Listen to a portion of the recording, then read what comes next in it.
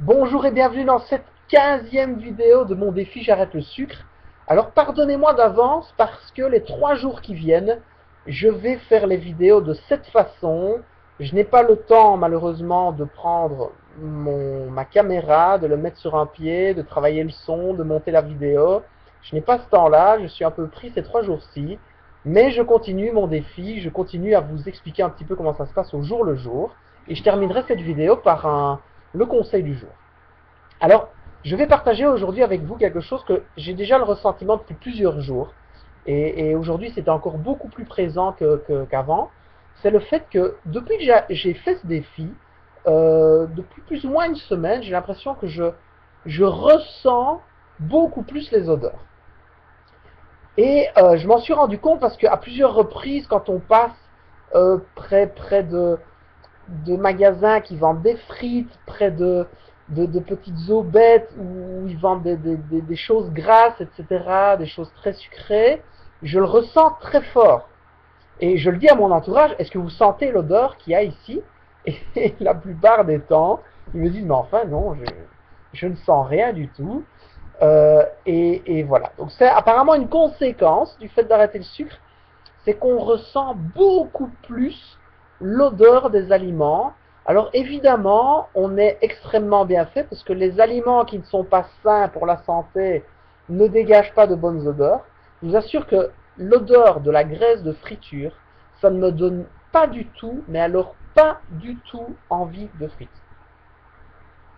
Par contre, l'odeur d'un bon fruit, ça me donne vraiment envie de le dévorer, de le savourer. Donc, je suis en quelque sorte dans une spirale du sain, du manger sain.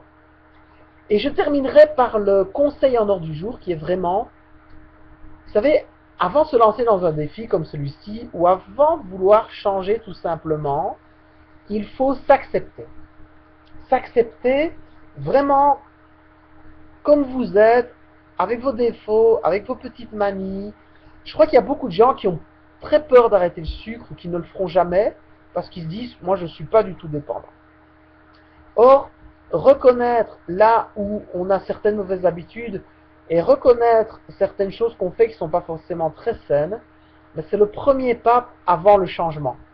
Et je vous parle de ça parce que je suis tombé sur une vidéo qui m'a vraiment scotché ces derniers jours. D'ailleurs, je l'ai traduite en français parce que je trouvais qu'elle était vraiment super intéressante à découvrir. Je vais mettre le lien sous cette vidéo.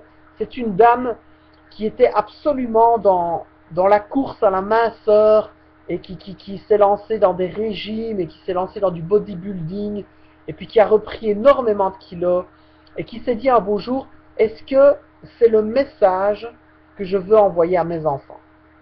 Le fait de ne pas accepter mon corps, de ne pas accepter mes défauts, est-ce que c'est le message que je veux envoyer à ma fille? Et elle fait aujourd'hui la démarche inverse, c'est-à-dire qu'elle fait un documentaire, elle essaie de récolter des fonds pour récolter de l'argent, pour créer un documentaire, pour aider les femmes du monde entier à s'accepter et à s'aimer comme elles sont. Alors, je soutiens beaucoup ce projet parce que je suis à 100% d'accord avec le fait qu'il faut d'abord s'accepter avant de vouloir changer. Il faut d'abord connaître l'état dans lequel on est, ce qui nous y a amené, avant de trouver des solutions pour aller vers un autre état. Donc vraiment, je vous encourage à découvrir cette vidéo. Elle donne beaucoup d'émotions. Elle est vraiment chargée de bon sens et de bonnes intentions. Et je vous invite à la découvrir de tout cœur. Et je vous dis à demain pour la 16e vidéo de mon défi J'arrête le sucre. À demain!